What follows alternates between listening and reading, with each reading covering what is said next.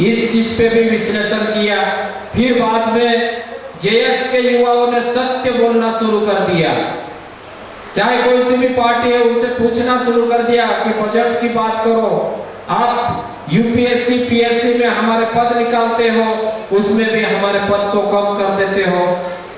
जिसकी जितनी जनसंख्या उसकी उतनी हिस्सेदारी इस देश के सिस्टम में होना चाहिए। ये संवैधानिक व्यवस्था है, यह संवैधानिक अनुपातिक प्रणाली है, लेकिन उसका पालन भी नहीं किया जाता है। और आज हमारे जैसे पढ़े लिखे लोग समाज में आके ऐसे मंच पे बोलते हैं तो ये चुट भैया नेता हमको दबाते हैं, हमारी शिकायत करते हैं और हमको बोलते हैं कि तुम मंच पे मत जाओ, तुमको सस्पेंड कर देंगे, तुम्हारा ट्रांसफर कर देंगे। तो मैं तो यही कहता हूँ कि मैं जिस सर्टिफिकेट पे नौकरी कर रहा हूँ उस सर्टिफिकेट का फर्ज अदा कर रहा हूँ। मुझे कोई पार्टी पोजीशन से कोई लेना देना नहीं। मैं पढ़ा लिखा हूँ, मैं जानता हूँ सुप्रीम कोर्ट का फैसला जानता हूँ कि 11 लाख हमारे समाज के बेटों को जंगल से निकालने के लिए आदेश हो गया था सुप्रीम कोर्ट के। तो गांव के अनपढ़ लोगों को क्या पता, हम लोग पढ़े लिखे लोग हम ही तो बताएंगे। अगर संवैधानिक अधिकार है 5वीं और 6वीं अनुसूची में आज 50% से कम हो जाएंगे तो हमारी 5वीं अनुसूची को खत्म करने का षड्यंत्र चल रहा है। इसको भी हम लोगों ने देखा कि यार ये भी गलत हो रहा है, तो हमको टारगेट किया जाता है सही बोलते हैं तो। और अगर हम पढ़े लिखे लोग हैं, पढ़े लिखे समाज के बेटे हैं, अगर समाज हमारा घर है, हमारा परिवार है, अगर समाज में आके हम लोग बात नहीं करेंगे तो फिर कौन बात करेगा। इसीलिए हम लोग जेएस के माध्यम से चाहते हैं कि मेरे समाज का व्यक्ति, मेरे समाज का बेटा अच्छी जगह पे बैठे, मीडिया में जाए, ब्यूरोक्रेट्स में जाए, जुडिशरी में जाए, एडमिनिस्ट्रेटिव में जाए, विधानसभा लोकसभा में जाए, हर जगह जाए। हम ये चाहते हैं कि समाज का बेटा हर जगह जाएगा तो उसको आने वाली हमारी जो जनरेशन रहेगी उसको भी फायदा मिलेगा। आज मैं बात करता हूँ तो मुझे भी बहुत जल्दी आप लोगों को सुनने को मिल जाएगा कि मेरे खिलाफ भी एक्शन हो सकता है, क्योंकि जो अधिकारी हो या कोई भी हो, चाहे आप जिस विभाग में ड्यूटी कर रहे हो उस विभाग का चाहे वरिष्ठ अधिकारी, गजेटेड ऑफिसर से भी ऊपर अधिकारी, अगर वो किसी नेता की सुनकर आपके खिलाफ कार्रवाई करता है तो ऐसे चाटुकार अधिकारी, ऐसे एजेंटगिरी वाले अधिकारी से कभी नहीं डरना। ऐसी जगह पे नौकरी चले जान दो, सस्पेंड करे, हो जाओ, क्योंकि इस समाज के लिए हमारे क्रांतिकारियों ने अपनी जान दे दी है, अपना परिवार तक नहीं बचा पाए। अगर हमारी नौकरी अगर हमारे इस सामाजिक कार्य में आड़े आती है तो क्या दिक्कत है। आज जो प्रोग्राम हुआ दिल्ली के प्रोफेसर आए, अंडमान निकोबार के साथी आए, बड़े बड़े बुद्धिजीवी आए, ये साथी आए तो ये समाज को माइंड पावर देंगे, समाज के बेटों को माइंड पावर देंगे। आज जब मैं 16 मई 2013 की याद करता हूं और आज का जो मंजर देखता हूं तो बड़ी खुशी होती। मैं बैठे बैठे ही हंसता रहता हूं कि देखो जिन युवाओं को हमने तैयार किया आज वो कैसा ललकार रहा है, कैसी हुंकार भर रहा है। आज देखो हम लोगों को मंच पे बोलने का अवसर नहीं मिलता, हमारे युवा बोलते हैं। हम लोग आगे बढ़ाने में विश्वास करते हैं, समाज को बेटे को आगे बढ़ाते हैं। समाज के बेटे आगे बढ़ेंगे तो हम लोगों को खुशी होगी। और जेएस जो है, जेएस किसी भिलाला, बारेला, कोरकू, गोंड, उराव, संथाल, मुंडा इनका नहीं है। जेएस सिर्फ ओनली फॉर ट्राइबलों का है। जेएस सिर्फ आदिवासी की बात करता है। भारत के 705 आदिवासी कम्युनिटी है, उनकी बात करता है। भारत के जो 14-15 करोड़ है आदिवासी है, उनकी बात करता है जेएस। इसीलिए हम लोग कहते हैं कि भारत के ऑल ट्राइबल कम्युनिटीज को यूनाइटेड करके एक मंच पे लाए और एक मंच पे हम आएंगे तो बहुत अच्छे अच्छे सकारात्मक विकल्पों पर ला सकते हैं, हमारी संस्कृति को बचाएंगे। जब मैं पहले जेएस की बैठक में पगड़ी और धोती में अकेला आता था तो लोग हंसते थे। उस समय आज तक के जो इंडिया टुडे पत्रिका है उसके पत्रकार है जय नागड़ा, खंडवा से आए थे, उन्होंने मेरा इंटरव्यू लिया था तो लोग हंस रहे थे मेरा पगड़ी धोती में, बोले तू नौकरी वाला है, काई कोई फालतू ऐसे काम करता है। पहले संगठन में भी, आदिवासी मुक्ति संगठन में भी अधिकतर अनपढ़ लोग थे, लेकिन धीरे धीरे धीरे उन लोगों को भी समझ में आया, क्योंकि संविधान की बात करते हैं, अनपढ़ होकर संविधान की बात करते हैं, अपने क्रांतिकारियों की बात करते हैं, तो ये ऐसे लोगों के साथ चलना चाहिए, इनकी बात सुनना चाहिए। मैं हॉस्टल में 50 लड़के थे, मैं अकेला था जो दादा इनके पक्ष में रहता था कि ये गलत नहीं है, ये भारत के संविधान की बात करते हैं, भारत के कानून की बात करते हैं, भारत के नियमों की बात करते हैं, और इनका जो संगठन है कानून नियमों और दायरे में अपना आंदोलन करता है, और आंदोलन करने का राइट्स हमको हमारा जो संविधान है वो देता है, तो क्यों ना हम करना चाहिए। तो साथियों, आज मैं एक और हकीकत बता देता हूँ कि मैंने जितने भी जेएस के बड़े कार्यक्रम अटेंड किया उसमें अभी तक 2 रात या 3 रात की नींद रहती मेरी, आज भी रात भर की नींद है मेरी, बिल्कुल सो नहीं पाया। और नींद में हम बात करते करते जब मुरैना से निकले तो बात करते करते हमको झांसी से मुड़ना था इधर के लिए, लेकिन हम चले गए थे सागर चले गए थे, इस कारण से थोड़ा देर हो गई बातों बातों में। तो ऐसा होता है, लेकिन संगठन में और ऐसे संघर्ष में रहना चाहिए। आज हम आदिवासी मुक्ति संगठन ने हम लोगों को नए नए क्रांतिकारी दिया। सबसे पहले टंट्या भीम क्रांतिकारी का नाम दिया, उसके बाद भीमा नायक, खाजा नायक, निमजा नायक और रुमाजा नायक और बिरजू नायक, इतने क्रांतिकारियों का नाम दिया। इन लोगों का कार्य इतना रंग लाया कि आज भीमा नायक के नाम से हमारे बड़वानी के कॉलेज है, और भी कॉलेजों का नाम रखने का प्रस्ताव जारी है। इसीलिए हम लोग कहते हैं कि हम लोग आदिवासियत चाहते हैं, चाहे हमारा पहनावा हो, चाहे हमारी राजनीति हो, चाहे हमारे रीति रिवाज हो, उसमें आदिवासियत होना चाहिए। और मुझे अधिकतर बोलते हैं कि यह राजनीति का विरोधी है, लेकिन मैं ये जानता हूँ कि राजनीति का जो रास्ता है हम जैसे सामाजिक लोगों के करीब से निकलता है, नहीं तो कौन पहचानता है। थोड़ी बहुत पहचान होने के बाद चोरी चुपके से पार्टी के लोगों को फोटो भिजवाना व्हाट्सएप के माध्यम से, तो ये तो ओछा काम है, ऐसा ओछा काम नहीं करना।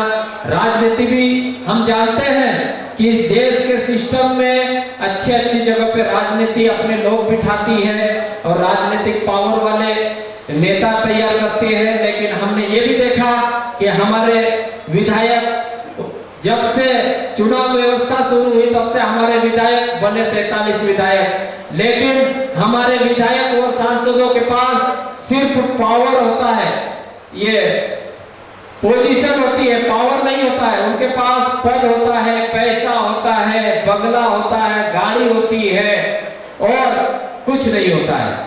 उसके पास आप किसी भी काम के लिए जाओगे तो वो एक काम भी नहीं करवा सकते। तो ऐसे लूजर नेता नहीं चुनना है। इसीलिए हमारे गजानन दादा बोलते हैं कि क्षेत्र हमारा, लोग हमारे, समस्या हमारी, मुद्दे हमारे, पैसे हमारे, तो फिर इस क्षेत्र का फैसला करने की जिम्मेदारी भी हमारी होना चाहिए। ये दिल्ली वाले कोड होते जो यहाँ के बोलते थे कि फलाने को टिकट दे दो और जीता दो, ये गलत हो रहा है।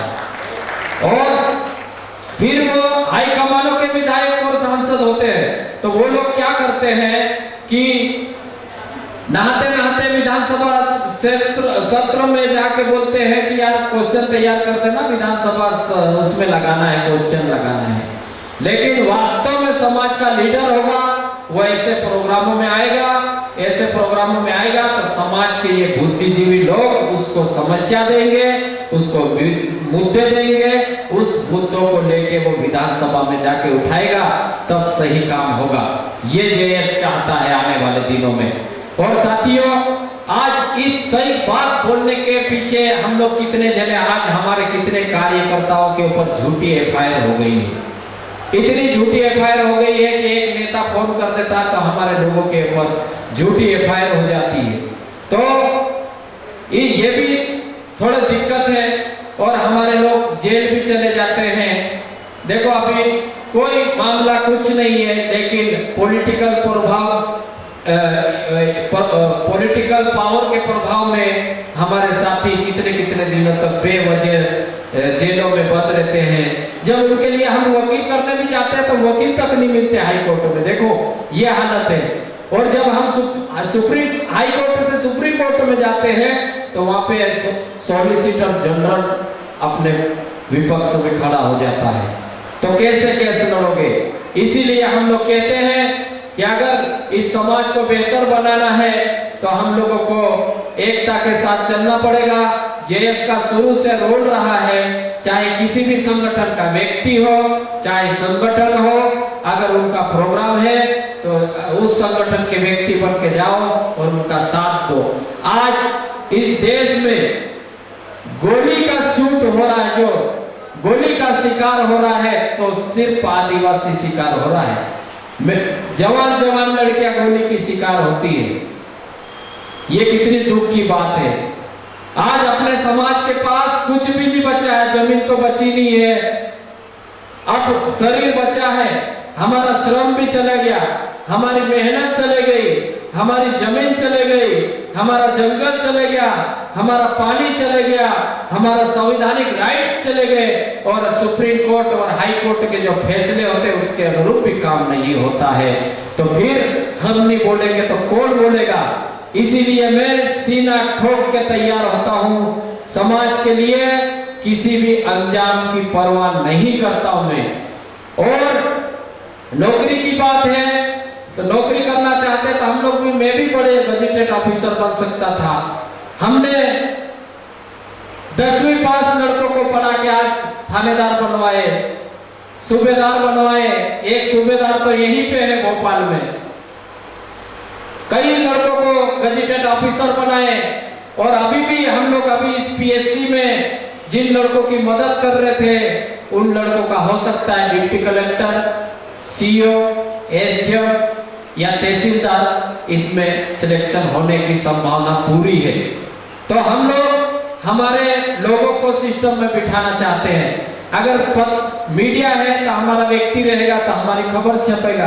अब हमारे लोग कहीं है ही तो अपनी बात कौन करेगा?